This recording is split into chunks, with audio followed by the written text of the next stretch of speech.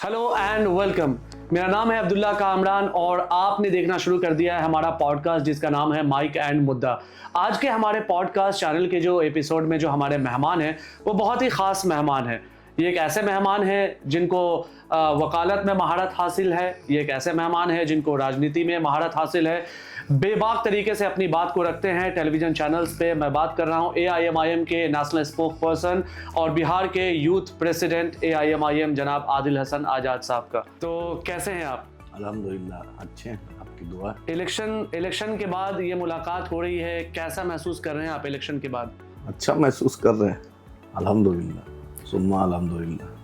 सबसे पहले आपसे ये जानने की कोशिश करेंगे, सीधा सवाल आपसे पूछना चाहता हूँ कि बलरामपुर इलेक्शन हुआ, पूरी देश की निगाहें थी बलरामपुर इलेक्शन पर, बिहार इलेक्शन पर, खासतौर से बलरामपुर इलेक्शन पर। 80,000 के करीब आपने वोट लाया, उसके बावजूद भी चंद वोटों से आप पीछे रह गए, आप इलेक्शन हार गए। हार तो हार होती है, जीत तो जीत होती है। क्या वजह रह गई आपकी हार के पीछे? कोई वजह नहीं रही, इट्स ऑल अबाउट डेस्टिनी। कोई वजह नहीं, आदमी ने बेच दिया, बाकी जीत हर अल्लाह के हाथ। कोशिश आदमी कर सकता है, कामयाबी तो अल्लाह के हाथ में। अब 80,000 70 वोट ला के 200-300 वोट से कोई हार जाए तो इसमें कोई मैथमेटिक्स नहीं है, ना कोई फॉर्मूला है। ये डेस्टिनी, सिंपल एंड फाइनल। लेकिन ये तो बात सही है, डेस्टिनी है। इमरान प्रतापगढ़ी ने बहुत अच्छा रोल प्ले किया है आपको हराने में, ऐसा लोग कहते हैं। नहीं, ऐसा नहीं है। इमरान ने अपना काम किया, प्रचार किया, अच्छी बात, अपना किया प्रचार उसने। चलिए, तो इस मुद्दे को आगे बढ़ाते हैं। सबसे पहले आपसे ये जानने की कोशिश करेंगे कि आप सुप्रीम कोर्ट में बाकायदा रजिस्टर्ड लॉयर हैं। आपने सलमान खुर्शीद साहब के साथ भी आपने काम किया है एज ए जूनियर। तो सुप्रीम कोर्ट में लॉ करने से लेकर AIMIM तक का सफ़र कैसा रहा आपका? अच्छा रहा। सुप्रीम कोर्ट में जो वकालत किया उसमें, क्योंकि जो क्लाइंट थे उसकी वकालत किया, और पॉलिटिक्स में आवाम की वकालत कर रहा हूँ। दोनों में क्या फ़र्क है, आवाम की वकालत और क्लाइंट की वकालत में? क्लाइंट की वकालत में फीस मिलता है, आवाम की वकालत में दुआ मिलती है, इज्जत मिलती है। आवाम की वकालत में कभी कभी गालियाँ भी मिलती है। नहीं, गाली तो part and parcel of life है। वो तो आपको, जब आप कुछ कीजिएगा तो चलेगा ही, लोग बोलेगा ही, इसमें कोई नई बात नहीं है। पॉलिटिक्स में आपको सब, यू कांट सेटिस्फाई एवरीबॉडी। उसमें होता ही पूछेगा, बोलेगा, जो कुछ नहीं कर सकता है वो आप पे तनकीद करेगा। तो इस सब पे अगर आप नोट कीजिएगा, ध्यान दीजिएगा, तो फिर कुछ नहीं कर पाइए। आपको अपनी नीयत में इखलास होना चाहिए, काम करने का एक टारगेट होना चाहिए, अपने लोगों के साथ खड़े रहिए, अपने लोगों की आवाज़ उठाइए। तो हम लोग वही करते हैं। बाकी सब जो बोले हाथी चले बाजार, वही मामला, उतना हम लोग ध्यान नहीं देते। जिसको जो बोलना है बोलो। मेरी नीयत मैं जानता हूँ, I am accountable to Allah, और मेरे लोग, मेरी पार्टी, मेरे अवाम, मेरे भाई, मेरा बंधु जानता है कि हम क्या है। बोलेगा ही, हर कोई भी काम कीजिएगा बोलेगा ही। सीमांचल से आते हैं आप, बिहार का, देश का सबसे पिछड़ा इलाका है सीमांचल। आपसे पहले अख्तरुल इमान साहब का भी हमने इंटरव्यू लिया, उनसे भी सीमांचल के मुद्दे पे पूछा। आपसे ये जानने की कोशिश करेंगे कि सीमांचल के जो युवा है, अभी आप मुंबई में भी थे, इलेक्शन कैंपेनिंग कर रहे थे, आखिर वो क्या वजह है कि उनको मजबूरन सीमांचल छोड़कर, बिहार छोड़कर हैदराबाद, पूना, दिल्ली, मुंबई, बैंगलोर जाना पड़ता है? एक तो यह है कि रोजगार वहाँ पर नहीं है, एक तो यह है कि एजुकेशन की कमी है, हेल्थ का इशू है। अगर आप MLA बनते तो क्या करते उन लोगों के लिए? देखिए, सीमांचल के साथ आज़ादी के बाद नाइंसाफ़ी दिल्ली और पटना में बैठी हुई सरकार ने किया। सीमांचल को बदनाम किया गया कि सिर्फ मुसलमानों की आबादी, जबकि ऐसी बात नहीं है। मुसलमानों की आबादी 30-35% है ओवरऑल सीमांचल में, वहाँ दूसरे कास्ट भी हैं। लेकिन ये है कि माइग्रेंट ज़्यादा है। कोई छपरा से आया, कोई सीवान से आया, कोई बेगूसराय से आया, कोई दरभंगा से आया, कोई मधुबनी से आया। जिसको अपनी बस्तियों में जगह नहीं मिली, वो हिजरत किया, हिजरत में बरकत है, और आया, काम किया। लोगों ने, सीमांचल के लोग इतने खुशहाल थे 1970-80 में कि आप दरभंगा और मधुबनी और चंपारण से लोग आकर वहाँ पर मजदूरी क्या करते थे। खगड़ा मेला पूरे नॉर्थ का सबसे बड़ा मेला था, जो किशनगंज में लगता है। वक्त हालात होता है, लेकिन सरकार ने जो बैठी हुई, पटना में जो बैठी हुई सरकार थी, उसने हर लम्हा डिस्क्रिमिनेशन किया। सीमांचल के नाम पर नीतीश कुमार ने कटिहार, पूर्णिया, अररिया, किशनगंज के नाम पर, बलरामपुर, बरसोई के नाम पर, कदवा, प्राणपुर के नाम पर, जोकी के नाम पर, फारबिसगंज, पोठिया के नाम पर, ठाकुरगंज, बहादुरगंज के नाम पर, मनिहारी के नाम पर, सब पे IMF से पैसा लिया, नीति आयोग में प्रेजेंटेशन दिया, वर्ल्ड बैंक से पैसा लिया, भारत सरकार से पैसा लिया। लेकिन वो पैसा नालंदा में लगाया, वो पैसा पटना में लगाया। पटना में 5-5 मेडिकल कॉलेज, और क्यों नहीं कटिहार में मेडिकल कॉलेज गवर्नमेंट का खुलेगा? क्यों नहीं बलरामपुर में खुलेगा? क्यों नहीं किशनगंज में खुलेगा? क्यों नहीं अररिया में खुलेगा? अरे हम भी ज़मीन देते हैं, हम भी जद्दोजहद करने के लिए, मेरी ज़मीन हम भी देने के लिए तैयार हैं। आप देखा कि एमयू किशनगंज 10 साल हो गया, 12 साल 2012 में कांग्रेस सरकार ने 2008-9 में घोषणा किया, लेकिन बना नहीं। फिर आवाम ने जद्दोजहद की, अख्तर उल ईमान साहब और दूसरे पॉलिटिकल पार्टी के भी लोग ने जद्दोजहद की। आवाम लगभग 1 लाख से ऊपर आवाम रोड पर आई, तो सरकार की आंख खुली। उसके बाद हम लोग डॉक्टर मनमोहन सिंह साहब के पास गए थे, अख्तर उल ईमान साहब के साथ, उसमें मुख्तलिफ पार्टी के लीडर भी थे, उनके साथ गए थे। वहाँ पर हमने बात रखी। तो फिर उसके सोनिया जी ने 2014 में आकर उसका शिलान्यास किया। लेकिन अफसोस, एचआरडी मिनिस्टर कपिल सिब्बल थे, क्या टेक्निकल गलती थी, अभी तक पैसा नहीं मिला, अभी तक नहीं मिला। उसके बाद एहसान फरामोश लोग की कमी नहीं है। दिलीप जायसवाल साहब, वही किशनगंज की आवाम जिताती है, वही अररिया पूर्णिया की आवाम जिताती है। 10 लोग को एमयू की जगह पर डिस्प्यूट में खड़ा किए। उसके बाद एनजीटी में मामला गया, फिर ग्रीन ट्रिब्यूनल में गया, फिर 10 लोग को खड़ा किए। सरकार में मंत्री भी रहे, भाजपा प्रदेश अध्यक्ष भी रहे। खगड़िया से आके किशनगंज मेडिकल कॉलेज भी एक सिख समुदाय का कम्युनिटी का कब्जा किए हुए। लेकिन ठीक है, कर रहे हैं। एमयू किशनगंज नहीं बना, कांग्रेस की भी गलती है, राजद की भी गलती है। उसके बाद जो भाजपा तो चाहती ही नहीं कि मुसलमानों के इलाके कुछ गलती तो नेताओं की भी गलती है ना, कि अभी आपने जिक्र किया कि आप लोग गए, आपने डॉक्टर मनमोहन सिंह साहब से आप लोग मुलाकात किए। आखिर मुसलमान या मुसलमान नेताओं को नरेंद्र मोदी जी से और बीजेपी से बीजेपी से ठीक है नफरत हो सकता है, लेकिन नरेंद्र मोदी जी तो हमारे प्रधानमंत्री है, भारत के प्रधानमंत्री, 140 करोड़ लोगों के प्रधानमंत्री। तो जब तक मुसलमान नेता जाएंगे नहीं अपनी बातों को लेकर मोदी जी के पास या दूसरे मिनिस्टर्स के पास, तब तक काम कैसे होगा? तो आप लोग क्यों नहीं जाते हैं? एक डेलीगेशन को जाना चाहिए ना। सब लोग जाता है। आज तक देखे हैं कि भारत के किसी मुसलमान से नरेंद्र मोदी गले मिले? अरब के शेख से मिल रहे हैं, बहुत से मिलते हैं, भारत के भी मुसलमानों से मिलते हैं। एक भी भारत के मुसलमान से गले मिलते हैं जिस तरह के वल्ला हबीबी शेख से करते हैं, भारत के एक भी मुसलमान को देख ली। भाजपा वाहिद ऐसी पार्टी है जो मेडिकल कॉलेज जम्मू कश्मीर में बनता है, उसमें 42 बच्चे मुसलमान एडमिशन लेते हैं, जबकि नीट के थ्रू लेते हैं, कोई डोनेशन के थ्रू नहीं लेते। बिल्कुल। वो मेडिकल कॉलेज बंद होने में जश्न मना रही है। अभी बैतूल में मध्य प्रदेश में गरीब आदमी मिल के पैसा इकट्ठा करके 20 लाख रुपए की बिल्डिंग स्कूल बनाया, जबकि सरकार को स्कूल बनाना है। वहां पे 4-5 मुसलमान के घर थे, बाकी घर मुस्लिम भाई के घर थे, सब बच्चे पढ़ते थे। हल्ला कर दिया, मदरसा है तो ये है, वो बिल्डिंग को तोड़ दिया। जितने भी मुस्लिम इंस्टीट्यूशन है उसको टारगेट करे। एमयू किशनगंज बतला दिए, नीतीश कुमार है, मोदी है, 1 रुपया क्यों नहीं? 10 बार असदुद्दीन ओवैसी साहब ने पार्लियामेंट में उठाया आवाज, 10 बार। हम लोग, ऐसा कोई दिन नहीं है इस मुद्दे को उठाया, लेकिन 1 रुपया आज तक नहीं मिला।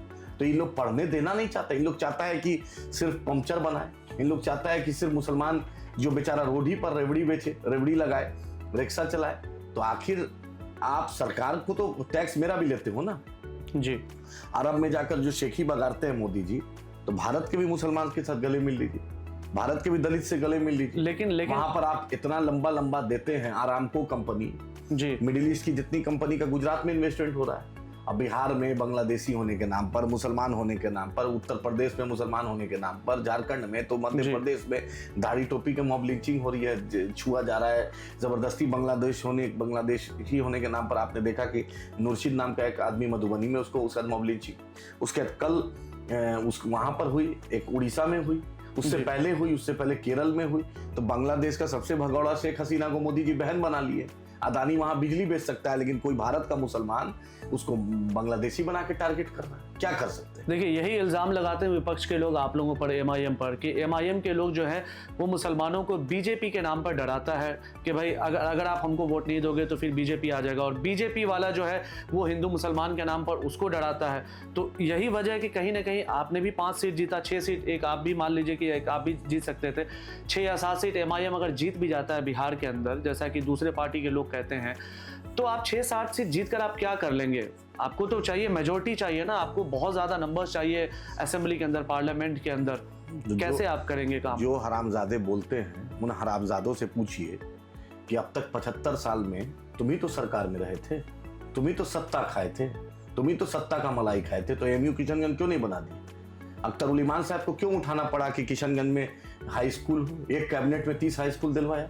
क्यों नहीं बारसोई बलरामपुर में एक भी कॉलेज कंस्टिट्यूएंट है? पूरे किशनगंज में मरवाड़ी कॉलेज और नेहरू कॉलेज सिर्फ क्यों है? वो भी कंस्टिट्यूएंट नहीं हो पाया ठीक से। वहां की लेबोरेटरी की स्थिति देखिए, प्रोफेसर की स्थिति देखिए, वहां का इंफ्रास्ट्रक्चर देखिए। आखिर 75 साल से इन हरामजादों से पूछिए कि तुमने, अगर मेरी जरूरत नहीं थी तो तुम कर देते। 130 डॉक्टर चाहिए किशनगंज में, 29-30 डॉक्टर, 135 डॉक्टर कटिहार में होना चाहिए, 30-40 डॉक्टर होंगे लगभग। कटिहार मेडिकल कॉलेज अशफाक करीम साहब को आके बनाना पड़ा, क्यों नहीं बिहार सरकार से, भारत सरकार से बनवा दिए। IGMS पटना में है, NMCH है, PMCH है, एम्स है, सब वहीं खुल गया, और लेबर डिपार्टमेंट का भी एक हॉस्पिटल है, क्यों नहीं सीमांचल में खुलवा दिए। एक से टॉप मंत्री बने हुए थे, तो लालू यादव जी के यहाँ कांग्रेस पार्टी के यहाँ पिकदान उठा रहे थे, उठाते ना सीमांचल का मुद्दा, बाढ़ की तबाही है सीमांचल में। आज तो पलायन पहला दिन नहीं है, आजादी के बाद 75 साल हो गए, आजादी की पहली किरण सीमांचल के लोगों ने देखी थी। क्यों नहीं तुमने फैक्ट्री खुलवा दिया, क्यों नहीं कल कारखाने खुलवा दिए, तुम बोलना तो सिखा देते।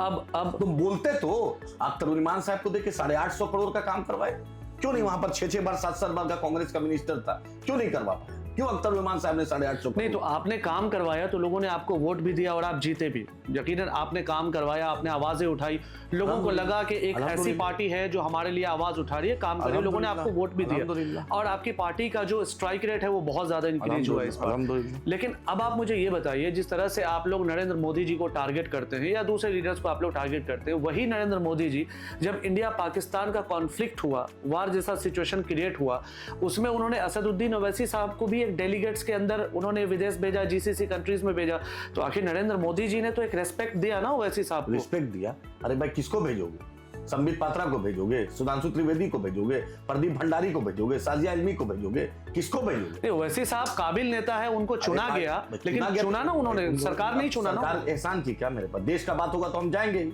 नरेंद्र मोदी के कोटा से गए थे क्या हम? नरेंद्र मोदी के एहसान पर है क्या MP? हम अपनी काबिलियत पर ही, मेरे देश है, मेरे बाप दादा की देश है। वीर अब्दुल हमीद नरेंद्र मोदी के रिश्तेदार थे क्या? फजले खैराबादी कौन थे? टीपू सुल्तान कौन थे? हमारे उलमाओं ने चटगांव से लेकर लाहौर तक जो फांसी का फंदा इस देश के लिए चुना, कौन था? अरे इनकी तरह थोड़ी था, RSS की तरह जो सरदार पटेल ने RSS को बैन किया था। किसको क्यों बैन किया था? संविधान नहीं मानने पर, तिरंगा नहीं मानने पर। 52 साल तक RSS ने तिरंगा नहीं फैलाया। बोलिए RSS के हेडक्वार्टर पे 3 लोगों ने तिरंगा फैलाने गए तो उस पर केस कर दिया। तो ये हमको बताएंगे जो अंग्रेज के दलाल थे, जो अंग्रेज से माफी मांग रहे थे, जो अंग्रेज का जकात फितरा पेंशन खा रहे थे, हम तो जान दिए। वीर अब्दुल हमीद हमने दिया, सरफरोशी के तमन्ना हमने दिया, हिंदुस्तान जिंदाबाद के नारे हमने दिए, लेकिन तिरंगा हमने दिया। लोग तो वोट दे रहे हैं ना बीजेपी को। आज आप महाराष्ट्र निकाय चुनाव की भी अगर आप बात करिए, बीजेपी जो है तकरीबन हर जगह क्लियर मेजोरिटी में आ रहा है, तो लोग आप कितना भी बोल ले, दूसरी पार्टी कितना ही बोले, लेकिन लोग तो वोट दे रहा है बीजेपी को। अरे इस देश लोग तो जिता रहा है। इस देश ने India is Indira is India कहता था, उनको भी दिया था। राजीव गांधी जी से ज्यादा देना वोट दे दिया मोदी को, राजीव जी को भी दिया था ना, 435 सीट दे दिया था। ये तो 400 का गुब्बारा फूटा ना, 240 पे आ गए। तो बसपा की नाकामी, और वहां पर बंगाल में लेफ्ट और कांग्रेस लड़ी, जिसके चलते 4-5 सीट हारी, 16 सीट बसपा के चलते हारी। और ये राजद के तेजस्वी यादव का अहंकार और लालू जी की जो नीतीश कुमार को भाजपा में भेजना, जिसके चलते हारी। नहीं तो नरेंद्र मोदी 200 से कम सीट तो आ ही रहे थे। ये तो इन लोग की नाअहली के चलते नरेंद्र मोदी है। इन लोग की नाअहली, इन लोग इलेक्शन वक्त कुर्ता पजामा सिला के राहुल गांधी आ रहे हैं। भाई आप ही बोलिए, बिहार में चुनाव था, राहुल जी 29 सितंबर को गए थे बिहार, 28 से 29 सितंबर को। उसके बाद बादशाह सलामत 31 अक्टूबर को आ रहे हैं। बादशाह सलामत कौन? तो राहुल जी, और क्या बोलेंगे? बस शहजादे जो हैं वो 31 अक्टूबर को आ रहे हैं। तो भाई आप क्या चुनाव है तो आप आइएगा नहीं, घूमिएगा नहीं। नरेंद्र मोदी ने तो पैदल दौरा किया, पूरे बिहार का पैदल दौरा किया। भाई अमित शाह साहेब बैठे हुए रहे होटल में, 15 दिन होम मिनिस्टर कैंप किया हुआ है। अरे आपको क्या था, लीडर पोजीशन घूमना चाहिए था ना। आप कैंप आप अगस्त में किए थे, चुनाव के वक्त ना कीजिएगा। रमजान आज है, कल ईद है, या कल से रमजान है, तो हम आज ना खजूर और कल का सेहरी का सुबह का तैयारी करेंगे कि हम 3 महीना पहले करेंगे तो खजूर बचेगा। देखिए, इस बात से तो हम सब लोग आपकी बात से सहमत हैं कि बीजेपी जो इलेक्शन जीत रहा है, कहीं ना कहीं अभी उनका संगठन बहुत मजबूत है। बीजेपी बंगाल का चुनाव तैयारी कर रहा है। और कांग्रेस पार्टी हरियाणा में जो चुनाव हुआ, 13 डिस्ट्रिक्ट में डिस्ट्रिक्ट प्रेसिडेंट नहीं था। 5 साल से वेणुगोपाल को जनरल सेक्रेटरी बनाई हुई है। जो वेणुगोपाल खुद कांग्रेस पार्टी का मोहताज है, वार्ड काउंसलर अकेले नहीं जीत सकता है वो आदमी, उसको 5 साल से जनरल सेक्रेटरी आप बनाए हुए और जनरल सेक्रेटरी ऑर्गेनाइजेशन बनाए हुए। मल्लिकार्जुन खड़गे साहब जो राष्ट्रीय अध्यक्ष है, उसको भी वेणुगोपाल जी से परमिशन लेना पड़ता है। तो जो वेणुगोपाल वार्ड काउंसलर नहीं जीत पाए जी, आप अकाउंटेबिलिटी नहीं है, क्योंकि भाई शहजादे के दुलरवा है, उस परिवार के दुलरवा है, तो ऐसा नहीं ना पार्टी चलती। बीजेपी देखिए बदलते रहती है भाई। जो देखिए दिलीप जायसवाल पे इल्जाम लगा, भाजपा प्रदेश अध्यक्ष से हटना पड़ा जी। तो आप अकाउंटेबल रहना पड़ेगा ना। करेक्ट। आप कभी घूमने चले जाइएगा, यहाँ घूमने जाइएगा, वहां घूमने जाइए, घूमने से होगा राजनीति। Politics is 24/7/365। ये टेस्ट मैच है। MIM हैदराबाद में जीतती है, दारुसलाम जाके देख लीजिए जी। माथे पे टीका हो, टोपी हो, पगड़ी हो, क्रॉस हो, सबका इस्तकबाल है, तब जीत रहे 1984 से लोग सब। नहीं ये बात तो आप भाई काम हम करेंगे तो जीतेंगे ना हम जी। जो अख्तर उल ईमान साहब 850 करोड़ का फंड लाया तो कौन जीतेगा? खाड़ी रसैली पुल बना दिए जो मंत्री नहीं बना पाया, जो कानकी के पास एक ब्रिज बनवा दिए बाइसा से जोड़ता है 217 करोड़ का, आज तक सीमांचल में उतना बड़ा ब्रिज नहीं बना। तो जब हम काम करेंगे तो बोलेंगे ही। मदरसा अजीजिया जला, राजद के लोग ने नहीं बोला, कांग्रेस के लोग ने नहीं बोला मेरा मदरसा क्यों जल गया, उर्दू टीटी पे नहीं बोला, तो उर्दू अनुवादक पे नहीं बोला, एएमयू पर नहीं बोला, सुरजापुरी रिजर्वेशन पे नहीं बोला, मॉब लिंचिंग पे नहीं बोला, कस्टोडियल डेथ पे नहीं बोला। बोलिए सारण में कस्टोडियल मॉब लिंचिंग में नहीं बोला इन लोगों ने, छपरा में मॉब लिंचिंग में नहीं बोला, कुरैशी साहब का राजा पाकर में कस्टोडियल डेथ नहीं हुआ, नहीं बोला, एक अररिया में हुआ नहीं बोला, अररिया में एसएसबी वाला मारा उस पर नहीं बोला, खलील रिजवी का मॉब लिंचिंग हुआ समस्तीपुर दलसिंहसराय में नहीं बोला, गुलनाज के साथ वाकया हो नहीं बोला। किसी मुद्दे पे बोलोगे नहीं तो आवाम क्यों तुमसे कनेक्ट होगी? नहीं कहीं ना कहीं वो इसलिए नहीं बोलते हैं, बोलना वो लोग भी चाहते हैं, वो नहीं बोलते हैं कि भाई उनका दूसरा वोट बैंक खराब हो जाएगा। ऐसा कुछ नहीं है, इस तरह से वो इसलिए वो नहीं बोलना चाहते हैं। ऐसा कुछ नहीं है। इस देश का हिंदू भी उतना ही सेकुलर है। बिल्कुल इस देश का हिंदू आपके साथ खड़ा रहेगा। बिल्कुल ये डर से नहीं होता, ये दोगलापनी है। क्या आप मुसलमानों के मुद्दे पे नहीं बोलना चाहते हैं? आप दलितों के मुद्दे पे नहीं बोलना चाहते हैं जी। आप पिछड़ों के मुद्दे पे नहीं बोलना चाहते हैं जी। आपको बोलना पड़ेगा। आपको सब लोग उस तबका आपको लाइन लग लग के वोट देता है, जान दे दे के वोट देगा, उसके लिए आप बोलिएगा तो उन्होंने नहीं बोला इसलिए वो हार गए। चुनाव लीडर ऑपोजिशन हारे, तेजस्वी यादव बने हैं, चुनाव के बाद रिजल्ट आया, वो यूरोप घूमेंगे, लंदन घूमने आए हैं। मॉब लिंचिंग हुआ, आपके इलाके में स्ट्रेस हुआ, आपका स्ट्रेस होता है, आपका बाप चपरासी क्वार्टर से आया था। ये मुसलमानों दलितों पिछड़ों का एहसान है जो चपरासी क्वार्टर, गोपालगंज से आप चपरासी क्वार्टर वेटनरी हॉस्पिटल में थे, वहां से आपको 10 सर्कुलर रोड और अन्य मार्ग पहुंचा दिया। आप बादशाह के निजाम फैमिली से हैं, हाँ आप निजाम फैमिली से थे जो आप यूरोप जाइएगा मनाने छुट्टी, अब राहुल गांधी बनिएगा। अरे राहुल गांधी के पंडित नेहरू हो, मोतीलाल नेहरू हो prime minister, Pandit Nehru prime minister, Indira ji prime minister, उनके वालिद राजीव गांधी प्राइम मिनिस्टर, सोनिया जी यूपीए के चेयरमैन, ये आप राहुल गांधी से मुकाबला कीजिएगा। राहुल गांधी ने तो बहुत मेहनत किया है, मिलेगा, पैदल दौड़ा उन्होंने किया, भारत जोड़ो यात्रा किया, राहुल गांधी ने कहीं ना तेलंगाना जीते, कर्नाटका जीते। राहुल गांधी में वो मेहनत वो आदमी करते हैं, लेकिन अभी भी कहीं ना कहीं लैक ऑफ कनेक्टिविटी है, अच्छे लोग को नहीं जोड़ते हैं। आज हिंदुस्तान के मजलूमों की आवाज है बैरिस्टर असदुद्दीन ओवैसी साहब, क्यों अना रखे हो भाई, बैठो मिलो बात करो। सोनिया जी कैसे बात करती थी? जिस डीएमके पर राजीव गांधी जी के हत्या होने का मामला है उससे जाके मिलती, जिस बाबरी मस्जिद ने शहीद किया शिवसेना ने, उससे कांग्रेस पार्टी मिलकर सही। तो क्या अगर कांग्रेस पार्टी, अगर राहुल गांधी जी, सोनिया गांधी जी अगर बुलाते हैं असदुद्दीन ओवैसी साहब को, AIMIM को कि आइए हमसे अलायंस कीजिए और मिलकर हम लड़ते हैं पूरे भारतवर्ष में चुनाव, तो क्या आप लोग इसके लिए तैयार हैं? हम लोग तरसने वाले नहीं है मेरे बुला लो।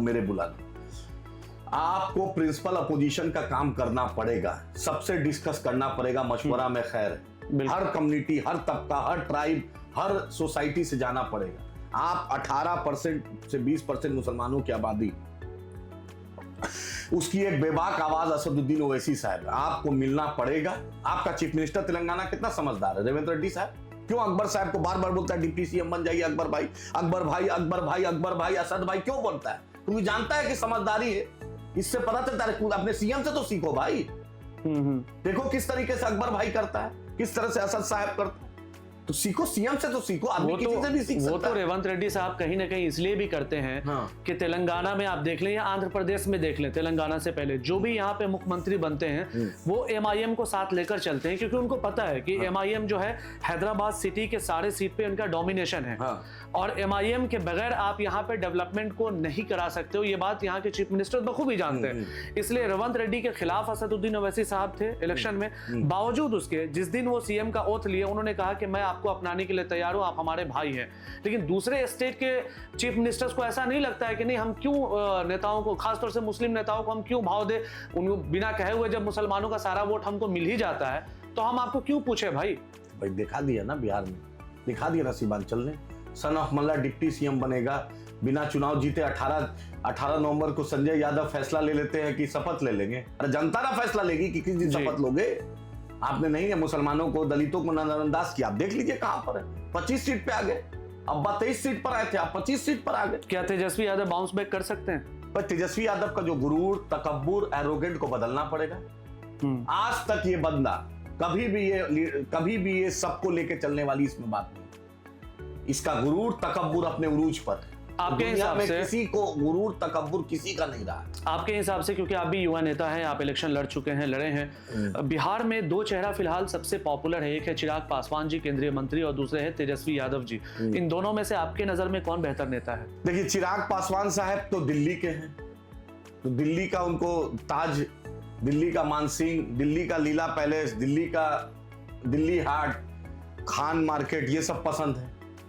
तो बिहार आने के लिए धूप आंधी खाना पड़ेगा, अकेले वो कुछ नहीं कर सकते। एक सच्चाई है, बहुत बड़े बाप के बेटे हैं। रामविलास पासवान जी का योगदान है इस देश में। रामविलास पासवान एक शख्सियत थे, एक यूनिवर्सिटी थे, वो मुसलमानों की, मजलूमों की एक आवाज थे। उन्होंने मिलादुन नबी की छुट्टी दी जो सरकार में वीपी सिंह साहब के वक्त में थे और मुद्दे उठाते थे। लेकिन बेटा को जमीन पे तो उतरना पड़ेगा ना, मुख्यमंत्री बनना पड़ेगा। और तेजस्वी यादव कोर कमेटी से अपना जो चंडाल चौकड़ी से नहीं निकलते, उनको दरबारी चाहिए। भाई हरियाणा का मुंशी मैनेजर क्या करेगा, बिहार के बारे में बताएगा? क्यों जाएगा वो बिहार का? अशफाक करीम साहब क्यों नहीं राज्यसभा दोबारा गए?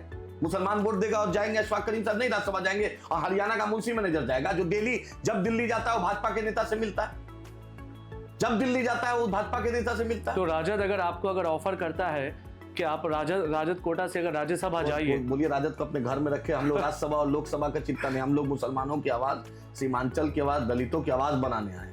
बिना बोले औसा गूंगा एमपी नहीं बनना है जो फैयाज साहब हैं, जो आज तक पार्लियामेंट में क्वेश्चन नहीं उठाए, समझे? राज्यसभा एमपी औसा गूंगा एमपी नहीं बनना है। अल्लाह मौका दे तो आवाज भी दे, अल्लाह ताकत दे तो कलम में तासीर भी दे। बिल्कुल, ये नहीं कि इनकी तरह एमपी एमएलए का प्रिविलेज लेने के लिए हम लोग मोहताज नहीं, हम लोग अल्लाह के मोहताज है। ऐसे भी कोई डीएम, ऐसे भी कोई चीफ सेक्रेटरी, ऐसे भी कोई प्रिंसिपल सेक्रेटरी, ऐसे भी कोई एसडीएम, ऐसे भी कोई ऑफिसर अगर नहीं सुनेगा, हम सुनाना जानते हैं। हम लोग वो सब नहीं है लुचुर पुचुर, खुद ब्यूरोक्रेट के लड़का है, खुद घर में जुडिशियरी दे रहे, नाना चीफ जस्टिस रहा है, एमएलए रहा, ये सब देख चुके हैं। इसलिए कोई सिखाने उखाने की बात नहीं है, सबका जानते हैं। अच्छे से काम कीजिएगा, आप डिस्ट्रिक्ट मजिस्ट्रेट हैं, अच्छी बात है, हम आपकी इज्जत करते हैं। नहीं काम कीजिएगा, हम भी जानते हैं, आप डिस्ट्रिक्ट मजिस्ट्रेट, आप जो कोठी में रहते हैं ना, जो जनरेटर चलता है ना, जो सुरक्षा मेरे टैक्स पेयर से पैसा से, अपने पिताजी का खेत बेच के वो जनरेटर और गाड़ी में तेल नहीं जाता, मेरे पैसे से जाता है।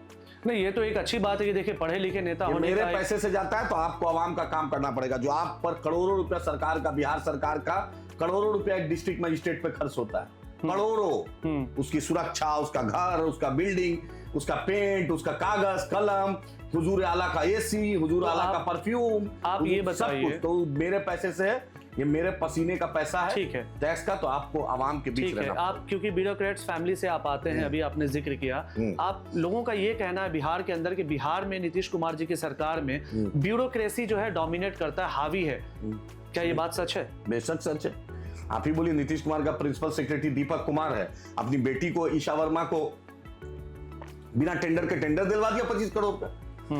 अपनी बेगम को महिला आयोग का मेंबर बना दिया, पिता का, पति का नाम लिखा, शादी के बाद पति का नाम लिखा जाता है, ये आदमी पिता का नाम लिख के बना दिया। तुम आईएएस से रिटायर किए, प्रिंसिपल सेक्रेटरी सीएम के बने हुए हो, क्या कहते हैं, तनख्वाह मिल रहा है, बेटी को उधर टेंडर दे रहे हो, पत्नी को उधर सुविधा दे रहे हो, शर्म आनी चाहिए।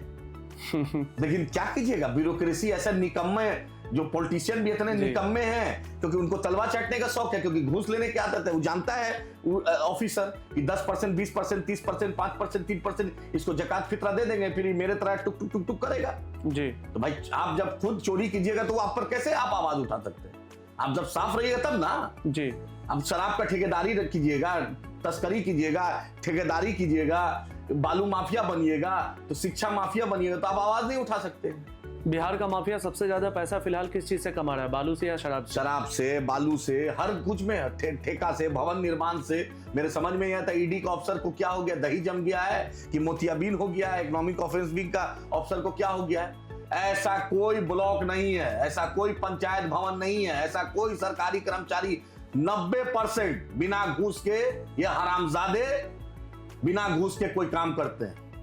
कोई विभाग ले लीजिए, लेकिन विजिलेंस डिपार्टमेंट सोया रहता है। अभी देख रहे हैं कुछ दिन से, 2-4-10 दिन से, 20 दिन से हरकंप में है, थोड़ा सा हरकत है। तेलंगाना में हम देखते हैं हर दिन पकड़ता है एसीबी, बिल्कुल हर दिन इन हरामजादों को पकड़ना चाहिए। एक डर, एक खौफ बनाना चाहिए। तुम बिना म्यूटेशन के 10,000, 20,000, 30,000, 40,000, 50,000, 2 लाख, 3 लाख म्यूटेशन का पैसा लेता है, रसीद काटने का पैसा लेगा, दाखिल खारिज का पैसा लेगा। हरामजादे, सरकार का तनख्वाह तुम्हारा नहीं मिलता है, हाँ, तुम्हारे बाप का नौकर, तुम मेरे नौकर हो। तुम क्या सोचता है? वक्त बदलेगा इंशाल्लाह। विजिलेंस की टीम और इकोनॉमिक ऑफेंस विंग के ऑफिसर अगर सुन रहे हैं तो कुछ जिस पद पर है उस पद का लाज रखिए। जिस कुर्सी पे बैठे हैं, जो एसी इस्तेमाल कर रहे हैं, दादाजी की संपत्ति नहीं है, वो टैक्स पेयर पसीने का पैसा है। तो कम से कम विजिलेंस के ऑफिसर सीमांचल में खास ध्यान दीजिए, क्योंकि जो भी 90% हरामजादा वहां पोस्टिंग करके आता है तो पटना में घर बनाएगा, ज्यादा पैसा हो गया तो दिल्ली में घर बनाएगा, बेंगलोर में बनाएगा, हैदराबाद में बनाएगा। उसका बेटा पढ़ेगा बेंगलोर में, हैदराबाद में, विदेश पढ़ेगा। अब बेचारा जो टैक्स देता है उसका बेटा सरकारी स्कूल में पढ़ेगा, वहां टीचर का क्या स्थिति है, ना टॉयलेट है, ना ड्रिंकिंग वाटर फैसिलिटी है, छज्जा चूरा है, बारिश में बैठ नहीं सकता है, ना कंप्यूटर है, ना लेबोरेटरी है, बस चल रहा है। आवाज तो हम उठाएंगे। तो क्या यही वजह है, करप्शन एक मुद्दा है जिसकी वजह से बहुत ज्यादातर आईएएस, आईपीएस या फिर दूसरे अधिकारी चाहते हैं कि बिहार में उनकी पोस्टिंग हो जाए? बहुत बड़ा मुद्दा है। Corruption is deep rooted in Indian system. सिर्फ बिहार की बात नहीं कर रहा हूँ, दिल्ली की बात कर रहा हूँ, मैं हिंदुस्तान के हर ऑफिस की बात कर रहा हूँ। हाँ, कहीं कम है, कहीं ज्यादा है। नहीं, सीमांचल को तो चारागाह समझ लिया है। चाहे कटिहार हो, पूर्णिया हो, अररिया हो, किशनगंज हो, बलरामपुर हो, बारसोई हो, कोठिया हो, ठाकुरगंज हो, बहादुरगंज हो, बरारी हो, मनियारी हो, कोड़ा हो, कदवा हो, प्राणपुर हो, जोकी हो, क्या कहते हैं, फारबिसगंज हो, सिक्की हो, पलासी हो, हर जगह के। जो कि जब भी आप बोलते हैं तो याद आता है शाहनवाज साहब का। आपकी पार्टी के एक्स एमएलए हैं। हाँ, मेरे पार्टी के नहीं, अल्हम्दुलिल्लाह अब वो नहीं। अब एक्स एमएलए हैं। हाँ। अगर शाहनवाज साहब फिर से आना चाहे या सरफराज साहब अगर एआईएमआईएम में आना चाहे तो क्या वेलकम करेंगे? मीर जाफर, मीर सादिक का क्या जरूरत है? जयचंदो को क्यों लेंगे? मेरे पास मुर्शिद साहब है, मेरे पास मंजूर साहब है, मेरे पास दूसरे बहुत लोग हैं अल्हम्दुलिल्लाह खड़े हैं। हम उनको आगे बढ़ाएंगे। हम इनको क्या, जिसने पीठ पे खंजर घोपा मजलिस इत्तेहादुल मुस्लिमीन का, अवाम के जज्बात का, एहसासात का जज्बात, उसके दुआओं को जिससे कदर नहीं की, तो क्यों लेंगे? अरे एमआईएम कोई जकात फितरा पे चलती है क्या? हाँ, इनके रहमो करम पे चलती है क्या? अरे अच्छे लोग को लेंगे, पढ़े लिखे लोग को लेंगे, ईमानदार लोग को लेंगे, जो कमिटमेंट विद आइडियोलॉजी हो, कमिटमेंट विद सीमांचल हो, कमिटमेंट विद पीपल हो, उसको लेंगे इंशाल्लाह। आपके एरिया के एक एमएलए हैं कोचा दामन के, सरवर आलम साहब, जामिया के पढ़े हुए हैं। कोचा दामन सीट पे इस मर्तबा बहुत कुछ देखने को मिला, उथल पुथल देखने को मिला। सबसे बड़ी बात यह थी कि असफी परिवार वापस से एमआईएम में आया और एमआईएम को उन्होंने सपोर्ट किया। आपको क्या लगता है कि क्या असफी परिवार के सपोर्ट करने की वजह से एमआईएम ने इतनी शानदार जीत हासिल की? ऐसा कुछ नहीं है। उनका हम इस्तकबाल करते हैं, उनकी इज्जत करते हैं। एमआईएम एक आवाज है। अख्तर उल ईमान साहब 2019 में भी लोकसभा लड़े एमआईएम से, तो कोचा दामन और बहादुरगंज लीड किए। बिल्कुल। 2000 जबकि जावेद मियां जीते एमपी। 2024 में भी हम लड़े तो अल्हम्दुलिल्लाह कोचा दामन और बहादुरगंज में लीड किए, जबकि मास्टर मुजाहिद वहीं के थे, मुजाहिद साहब वहीं के थे। तो कोचा दामन और बहादुरगंज इज एमआईएम बेस्ट है।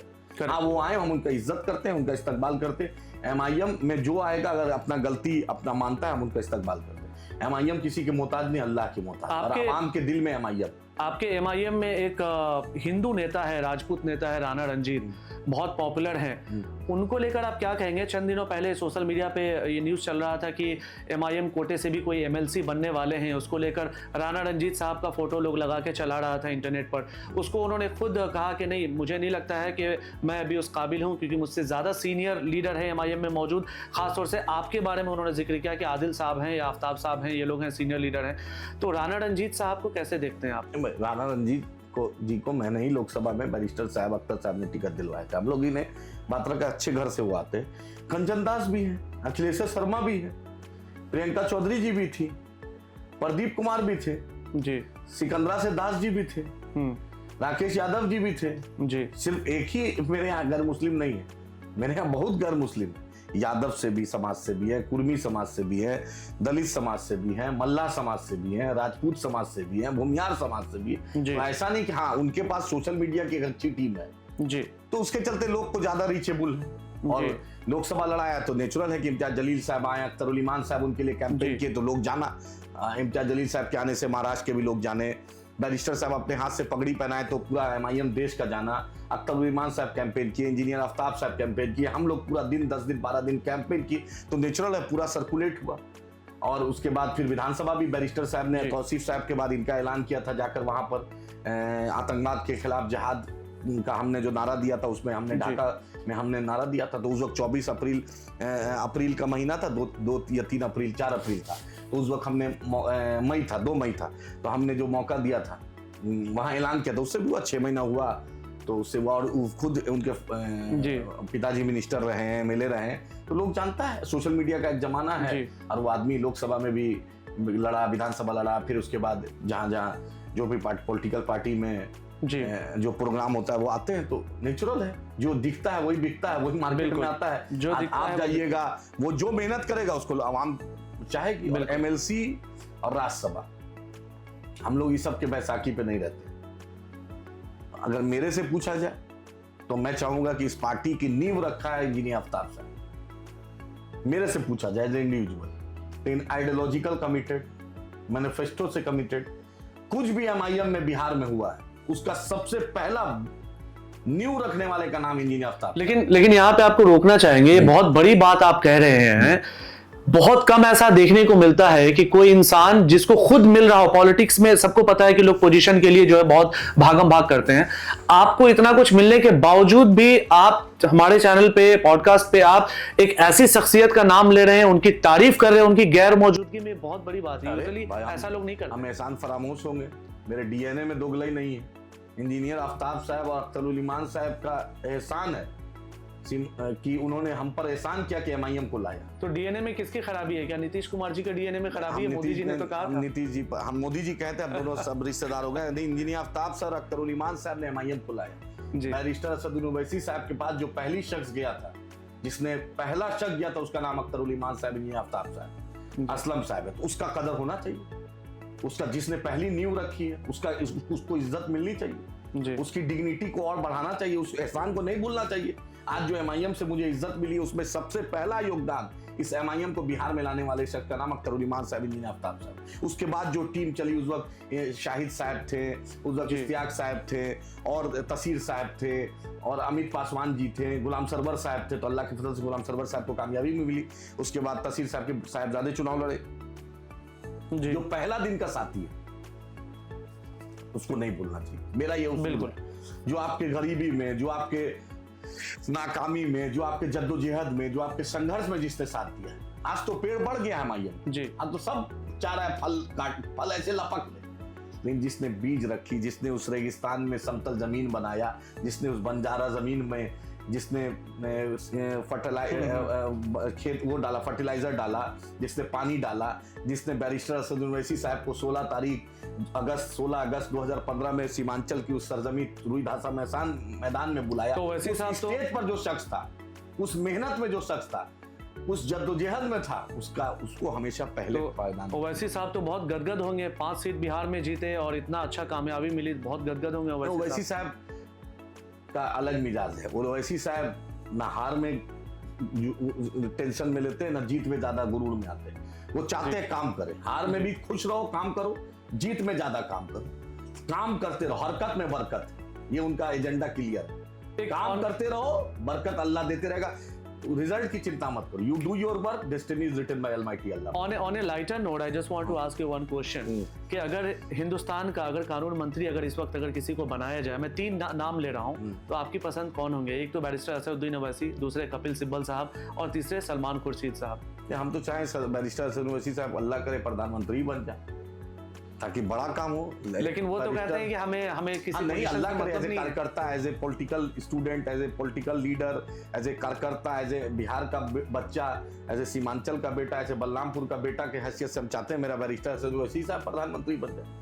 हम कपिल सिब्बल साहब law minister, I don't feel that he has done justice in when he was HRD minister. AMU Kishanganj का जो टेक्निकलिटीज में दिक्कत है, उसमें कहीं ना कहीं मिस्टर कपिल सिब्बल साहब का भी योगदान है। मुसलमानों ने उनको चांदनी चौक से जिताया, बार-बार जिताया। आज जो एचआरडी मिनिस्टर बने मुसलमानों का एहसान है, लेकिन एएमयू किशनगंज क्यों नहीं करता? अच्छा, एक बहुत अहम सवाल। सलमान साहब is a very fine lawyer, मेरे उस्ताद हैं, मेरे गुरु हैं, लॉ मिनिस्टर रहे हैं, और हम तो चाहते हैं कि कांग्रेस पार्टी पता नहीं क्यों नचैया गवैया को भेज दिया राज्यसभा। सलमान साहब जैसे शख्सियत जो ऑक्सफोर्ड यूनिवर्सिटी में एक, जिन्होंने भारत का नाम, अपना नाम, घर का, इतने बड़े खानवादे से, स्वतंत्रता सेनानी की फैमिली से, जाकिर हुसैन साहब के नवासे, खुर्शीद आलम खान साहब के साहिबजादे, और जो पीएमओ में ओएसडी रहे, फॉरेन मिनिस्टर रहे, लॉ मिनिस्टर, हम चाहते हैं कि सलमान साहब को मेन स्ट्रीम में कांग्रेस पार्टी को लाना चाहिए।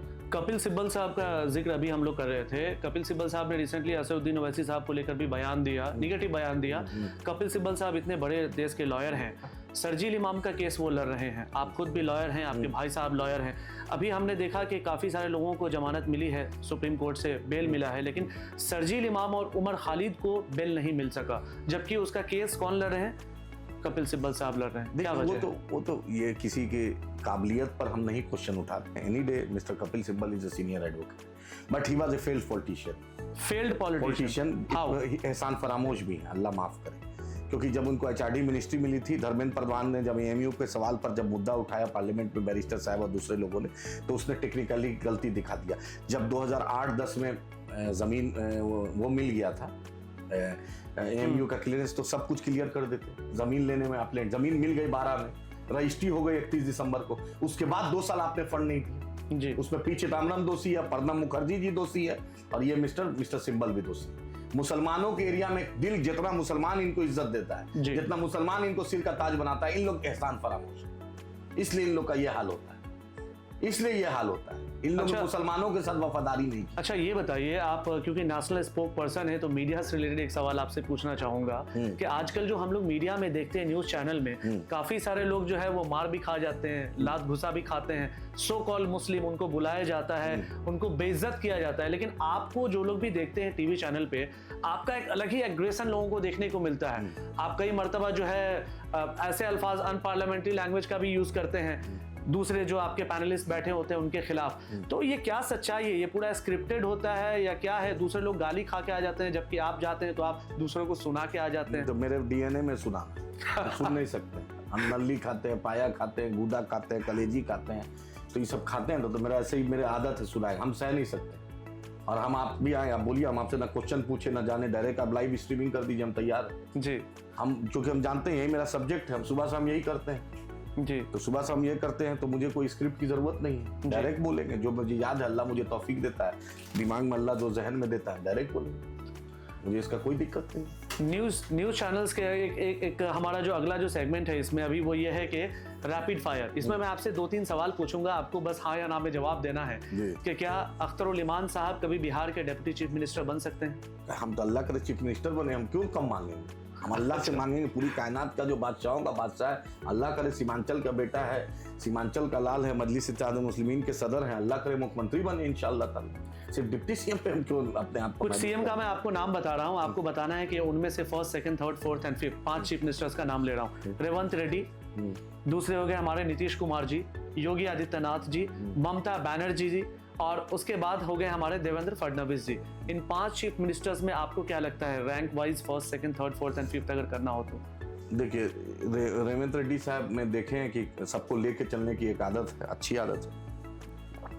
अपने मुखालिफ को भी आप लेके चल रहे हैं, इज्जत दे रहे हैं, तो अच्छी तो रेवंत रेड्डी फर्स्ट हो गया आपके अकॉर्डिंग? रेवंत रेड्डी साहब है। उसके बाद आपने नीतीश जी में भी है। नीतीश जी भी पोलाइट आदमी है, अब वो जरूर थोड़ा सेहत में अप एंड डाउन है, लेकिन नीतीश जी भी पोलाइट है, सम्मान देना जानते हैं, तहजीब है, तमद्दुन है, और बिहार को उन्होंने लॉलेसनेस होने नहीं दिया। जो सेहत में अफसर जो कर ले,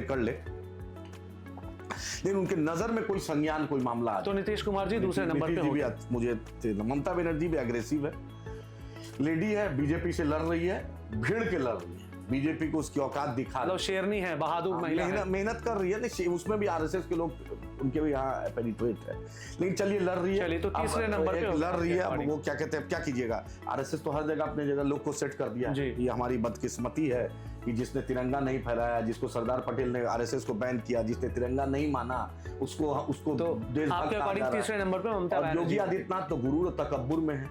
ये कल तक पार्लियामेंट में ये आदमी सोमनाथ चटर्जी के सामने रो रहा था, ये अखिलेश यादव के चलते ये एमपी बना, ये मुलायम जी के चलते एमपी बना, जो पहला चीफ मिनिस्टर जो अपना केस वापस ले रहे हैं। तो ये अखिलेश यादव की नाकामी है, इनके मुंह पर तमाचा है अखिलेश जी को कि जो उन्होंने ढिलाई दी, आज उसका सजा है। जो उन पर केस था, चार्जेस था, स्पीडी ट्रायल करते, कभी ये मुख्यमंत्री। लोग तो कह रहे हैं कि यूपी में जो है कानून व्यवस्था जो है बहुत सख्त है, गुंडा राज नहीं है, बुलडोजर राज है। वहां कब सिरप वाला मामला आपने देखा? अभी देखा। हाथरस की बेटी देखा, उन्नाव का आपने देखा। ऐसा कोई दिन नहीं है जो मॉलेस्टेशन नहीं हो रहा है, लड़कियों पर ज्यादती नहीं हो रही है, बलात्कार की घटना नहीं हो रही है, आप हर दिन देख रहे हैं। तो क्या कहाँ है बुलडोजर? 20 करोड़ से ज्यादा की आबादी वाला प्रदेश है, उसको कंट्रोल करना इतना आसान नहीं होता है। उन्होंने तो किया है, 7-8 साल से आपका झक बना रहे हैं, नहीं हो रहा, रिजाइन कर दीजिए। अरे नहीं हो रहा है, कोई नहीं हो रहा है, छोड़िए, दूसरे को मौका दीजिए। हमेशा हेट्रेट की बात करेगा यार, हमेशा नफरत की बात करेगा। आपने देखा लखनऊ में एक लड़की के साथ छेड़छाड़ हुआ तो मुसलमान का नाम ले रहा है, जबकि था भी नहीं, यादव का नाम ले रहा है। हर वक्त इसका पॉलिटिक्स ही आदमी करता है, कास्ट पॉलिटिक्स। तो आपके अकॉर्डिंग फोर्थ पे रखेंगे हम उनको? नहीं, हम इनको कहीं नहीं रखते। अच्छा, और देवेंद्र फडणवीस तो है, इनकी बेगम मुसलमानों के साथ रील बनाएंगी और ये मुसलमानों को आके गाली देंगे। अच्छा, क्या समझे, ये मुसलमानों को बेगम उनके साथ डिनर करेंगी और रील बनाएंगी और फोटो शूट करेंगी और उसके बाद ये आकर मुसलमान को गाली देंगे, औरंगजेब को गाली देंगे। ये मुसलमान को चाहेंगे नहीं। आप देखिए 5% रिजर्वेशन का मामला था, बॉम्बे हाई कोर्ट ने दिया था, जब ये अपोजिशन में थे तो खूब नाच रहे थे जी, होना चाहिए। जैसे सत्ता में है चुप हो गए जी। आपने देखा कि इन लोग के साथ भी लोग दोहरा चरित्र वाला इंसान। लेकिन ठीक है, आपसे बात करके बहुत अच्छा लगा। ये हमारा आखिरी सवाल होगा आदिल हसन साहब आपसे कि एक चीज़ तो ये हम सब जानते हैं आपके बारे में, असदुद्दीन ओवैसी साहब के बारे में। एमआईएम के और भी लीडर हैं, वारिस पठान साहब हैं, इम्तियाज़ जलील साहब हैं, या दूसरे भी लीडर हैं, वो बेबाक अंदाज में अपनी बात को रखते हैं। आपका बहुत बहुत शुक्रिया, आपने वक्त दिया हमारे लिए, और मेरा चैनल चूँकि नया है उसके बावजूद भी आप अपने अपना कीमती वक्त दिया। एक चीज़ ये मैं आपसे कहना चाहता हूँ, आपकी और असदुद्दीन ओवैसी साहब की जो ट्यूनिंग है मिलती जुलती है, बहुत एग्रेसिव हैं आप दोनों। तो क्या ये एमआईएम के कॉन्स्टिट्यूशन में लिखा हुआ है कि भाई जहां भी जाना अंगार लगा देना है, या फिर आप मतलब ऐसा ही है, नेचुरली ऐसे हैं? नहीं, हम लोग कोई प्लान नहीं रहता, कुछ नहीं, जो दिल में है वो बोलते हैं हम लोग। आपको कोई रेस्ट्रिक्शंस है कि जब आप मीडिया चैनल पे बैठते हैं तो क्या असद साहब की तरफ से कभी आपको किसी मामले को लेकर डांट पड़ी है? आज तक अल्हम्दुलिल्लाह, सुम्मा अल्हम्दुलिल्लाह, बैरिस्टर सुन ओवैसी साहब ने आज तक। नहीं, आप उनको बहुत इज्जत से नवाजते हैं। आज तक मुझे कभी तो बोला होगा उन्होंने, अरे आदिल क्या तो भी बोल दिए भाई, क्या तो भी मस्करापन कर रहे हैं। आज तक तो मुझे अब तक ऐसा आज तक ना उन्होंने बोला, ना ऐसा कोई खबर मुझे किसी ने दी। असद साहब और अकबर साहब में फर्क क्या है? असद साहब जो हैं उनसे बहुत ज़्यादा नज़दीक काम करने का मौका मिला, तो बहुत ही एलिफेंट मेमोरी है, मुखलिस है, अखलाक के मामले में, मेहमान नवाजी में बहुत ही आला है। मतलब बिरयानी बहुत खिलाया है उन्होंने आपको? बहुत बिरयानी, हलीम मतलब बहुत खिलाया अल्हम्दुलिल्लाह। उनके दस्तरखान बहुत वसी है। और अकबर साहब दिल के राजा हैं। 18,000 से ऊपर बच्चे को पढ़ा रहे हैं, 6,000 बच्चियों के लिए फातिमा स्कूल खोला उन्होंने, हॉस्पिटल चला रहे हैं, नीट की तैयारी, इंजीनियरिंग की, मतलब दोनों अपने आप में अल्लाह ने दोनों भाइयों को एक नेमतों से नवाजा है। इस मुकद्दस सरजमी है हैदराबाद, और वहाँ पे पहले लोग चार मीनार को नाम से हैदराबाद जाना जाता था, गोलकुंडा से जाना जाता था, सालार जंग से जाना जाता था। तो आज अल्हम्दुलिल्लाह अल्लाह ने हैदराबाद में, अगर हैदराबाद का नाम आएगा किसी को तो असदुद्दीन ओवैसी साहब, अकबर साहब हो जाएगा। हम तो चाहते हैं कि अकबर साहब सीमांचल आए, बिहार आए। मैं दावा है कि डबल डिजिट। तो आप बलरामपुर लेके जाते? Double digit. मतलब सेहत साथ नहीं दिया अकबर साहब की सेहत। अगर अकबर ओवैसी साहब आएंगे बिहार और सदर साहब अकबर साहब दोनों भाई बैटिंग करेंगे, दोनों भाई इंशाअल्लाह ताला, तो मेरा दावा डबल डिजिट में होगा। मतलब उन दोनों भाई को आप रोहित शर्मा और विराट कोहली डबल डिजिट। अल्लाह का अपने आप में रोहित शर्मा से भी ज्यादा उनका नाम है। नहीं, क्योंकि असद साहब खुद क्रिकेटर रह चुके हैं। रहते अच्छी बात है। तो मेरा असदुद्दीन ओवैसी साहब खुद रोहित शर्मा और विराट कोहली से सीनियर है। दोनों जो बैटिंग करेंगे, असदुद्दीन ओवैसी साहब, अकबर साहब। बॉलिंग कौन करेगा? सीमांचल का कोई लड़का बॉलिंग करेगा? सीमांचल का उनके खिलाफ पूरा मोहम्मद सिराज बन के। सीमांचल का बेटा तो उनके इस्तकबाल के लिए खड़ा है कि आइए बहारो फूल बरसाओ, मेरा महबूब आया। हम तो चाहते हैं कि मेरा लीडर। महबूब को तो आपने हरा दिया, महबूब वाला को जनता ने हराया, 3rd पोजीशन पे लाया। हमने क्या हराया? जनता ने हराया। जनता का फैसला सब कुछ है। हम लोग तो जनता की अदालत में गए थे, जनता के बीच जाएंगे, जनता के बीच काम करेंगे, जनता की आवाज उठाएंगे, जनता जो फैसला लेगी। लेकिन इस इंटरव्यू को हम खत्म करते हैं, साथ ही साथ ये एक बहुत बड़ा तबका है जो ये चाहता है कि आप लोग मिलजुल कर इलेक्शन लड़ें, चाहे यूपी हो या बिहार हो। जैसा यूपी में इलेक्शन आने वाला है, आप लोग अगर मिलजुल कर इलेक्शन लड़ते हैं समाजवादी पार्टी से या बहुजन समाजवादी पार्टी से, जिनसे भी कहीं ना कहीं वोट का बिखराव नहीं होगा और फायदा दोनों ही पार्टी को, आपको और जिनका अलायंस उनको होगा। तो कोशिश करिए आप लोग। आपने देखा तेजस्वी जी के घर पर गए, सिर्फ 6 सीट मांगा, ताशा लेकर गए, चिट्ठी लिखा, प्रदेश 2 बार चिट्ठी लिखा है, प्रदेश अध्यक्ष को भी लिखा, लालू जी को भी लिखा। तो क्या लालू जी चाहते थे कि एमआईएम को साथ में ले? लालू नहीं चाहते होंगे तब ना नहीं हुआ। कहीं ना कहीं लालू जी भी दोषी होंगे, तेजस्वी जी भी जो दोषी हैं, उनका चंडाल चौकड़ी भी दोषी। कांग्रेस को लिखा, सीपीआई माले को लिखा, सनम मल्ला मुकेश जी को लिखा, हर को लिखा चिट्ठी, राहुल जी से लेकर तेजस्वी जी, लालू जी, मुकेश सहनी जी, दीपांकर भट्टाचार्य साहब, डी राजा साहब, राम नरेश पांडे जी, जितने लोग थे, कोई नहीं बोल सकता है कि एमआईएम ने दावत नहीं दी। उसके बाद अपनी अपनी अना को समझौता करके, अपने आप को समझौता करके तब भी उनके पास गया कि भाई 6 सीट दे दो, ना मंत्रालय चाहिए, सिर्फ सीमांचल को स्पेशल स्टेटस दे दो, सीमांचल की बदहाली को दूर कर दो, सरकार में जब आओगे तो सीमांचल को अपना बना देना। हमने वो बोला, आप उस पर भी नहीं, अभी भी हम चाहते हैं, हम भी चाहते हैं कि सेकुलर वोट नहीं हो, आप ही ना इज्जत नहीं देना चाहते हैं, आप तो बैठाते भी नहीं, हम लोग को अछूता बना लिए हम लोग के साथ। जबकि यूपीए 1 यूपीए 2 में मनमोहन सिंह साहब के बगल में, सोनिया जी के बगल में बैरिस्टर अरशद ओवैसी साहब बैठते थे, वो एक ग्रैंड अलायंस बना था। ऐसी पॉलिटिक्स हिंदुस्तान में आनी चाहिए। तेजस्वी यादव जी को हैं जो मेरे लीडर ऑपोजिशन है, अल्लामा तेजस्वी यादव, परम आदरणीय नेता प्रतिपक्ष, याद रखिए अगला चुनाव जो होगा सीमांचल में एमआईएम वर्सेस बीजेपी होगा, बीजेपी को डंके की चोट पढ़ाएंगे इंशाल्लाह। लोकसभा भी लड़ेंगे, कटिहार हो, पूर्णिया हो, अररिया हो, किशनगंज हो, उसके बाहर भी मिथिलांचल हो, चंपारण हो, मगध हो और नवादा हो या बक्सर हो या कैमूर हो या मतलब बक्सर हो या सासाराम हो या काराकाट हो, एमआईएम लड़ेगी। और बैरिस्टर असद ओवैसी साहब, अकबर साहब के सामने यही इल्तिजा। अब अकबर साहब को हम चाहते हैं कि सीमांचल में बिहार में एंट्री हो, अब बैरिस्टर साहब आए, अब हम एक फोर्स हैं, एक आवाज है। आप 2 बजे रात में भी एमआईएम के लोग को याद कीजिए, मेरे एमएलए को याद कीजिए, हमें याद कीजिए। मैं सदन में तो नहीं हूँ, सदन में वो आवाज उठाएंगे, सदन के बाहर आपका भाई आवाज उठाए। कोई भी मुद्दा हो, आपने देखा अतर अंसारी वाले मुद्दे पर, आपने देखा नकाब वाले मुद्दे पर, आपने देखा नूरशीद वाले मुद्दे पर, आपने देखा कल शोएब वाले मुद्दे पर जो मॉब लिंचिंग करके मारा, आपने देखा कटिहार वाले मुद्दे पर, एक मुद्दे पर एक भी मुद्दा पहली आवाज एमआईएम की हो। नहीं बिल्कुल एमआईएम पहली आवाज होगी। कलेक्टर साहब हो, डीजीपी साहब हो, होम सेक्रेटरी साहब हो, चीफ सेक्रेटरी साहब हो, एसपी साहब हो, एसएचओ साहब हो, डीएसपी साहब हो, आपको मेरा फोन आएगा, एमआईएम के एमएलए का फोन आएगा।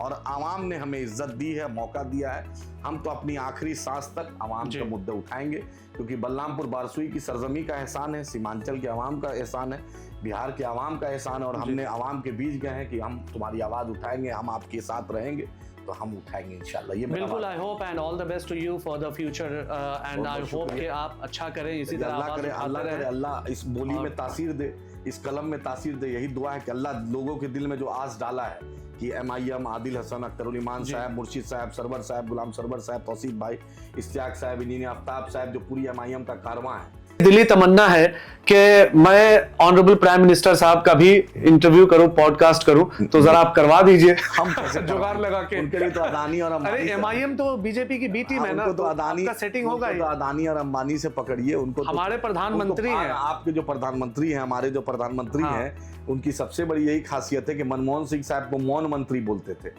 उन्होंने 110 से ज्यादा प्रेस कॉन्फ्रेंस किया।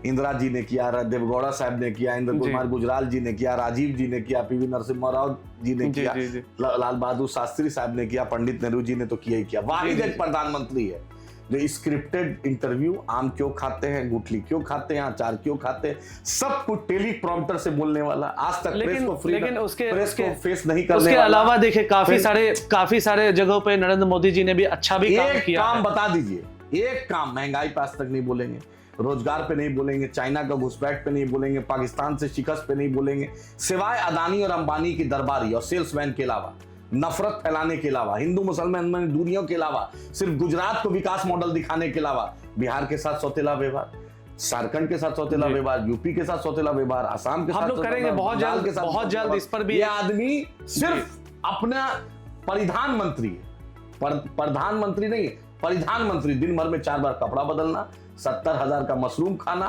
हजारों करोड़ इनके नहीं, वो तो आप यही बस इनका नहीं, वो तो प्रधानमंत्री जी के सुरक्षा पे वैसे भी खर्च होनी चाहिए, वो तो नहीं, ऐसा नेशनल सिक्योरिटी ऐसा थोड़ी है, ऐसा दूसरा कोई प्रधानमंत्री देश में नहीं है क्या? नहीं, दूसरे प्रधानमंत्री पे अटैक भी तो हो चुका है, राजीव गांधी जी ने जान दे दिया। तो वही मैं कह रहा हूँ, प्रधानमंत्री की सुरक्षा मतलब देश की सुरक्षा।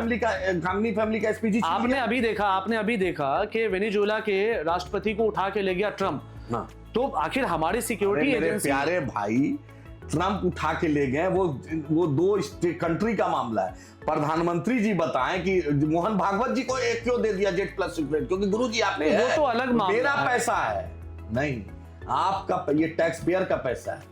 534 करोड़ लगभग इन पर जो खर्च हो रहा है। जेड अब प्लस, नहीं, इन पर जेड प्लस सबसे हाईएस्ट हो रहा है इन पर। मैं आपको रोक रहा हूं, Z plus security, Y plus किसको मिलता है वो डिसाइड करता है सिक्योरिटी एजेंसी। नहीं नहीं नहीं, ये प्रधानमंत्री थोड़ी डिसाइड करेंगे ये प्रधानमंत्री अमित शाह जो इनके दरबारी हैं। अब वो जो तिहाड़ी है, होम मिनिस्टर है, सुधीर चौधरी तिहाड़ी है, दलाली कर रहा था, उसको 14 करोड़ का दूरदर्शन में नौकरी दे रहे हैं।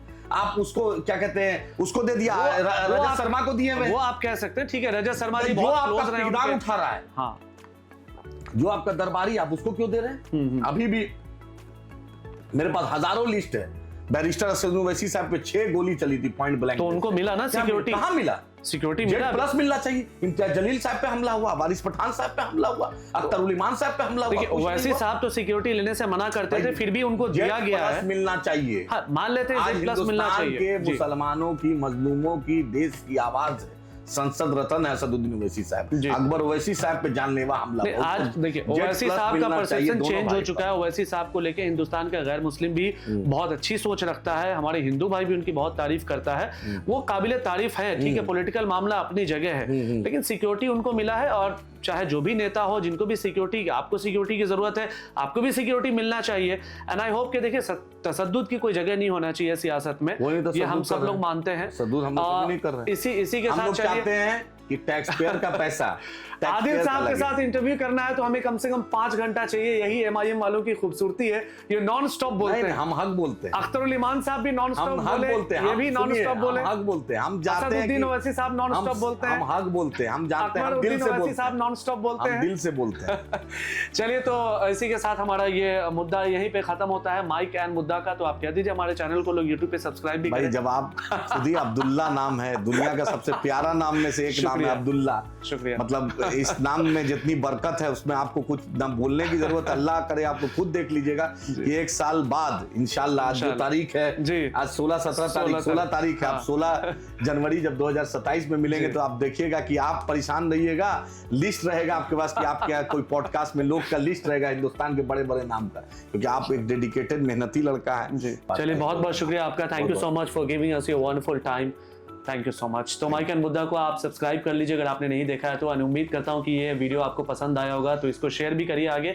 और इसी तरह के हम आगे भी गेस्ट आपको लेकर आएंगे। अगले जो हमारे गेस्ट बहुत ही खास है, उनके बारे में भी आपको बताया जाएगा। इसके लिए आप स्टे ट्यून्ड रहिए। Thank you so much.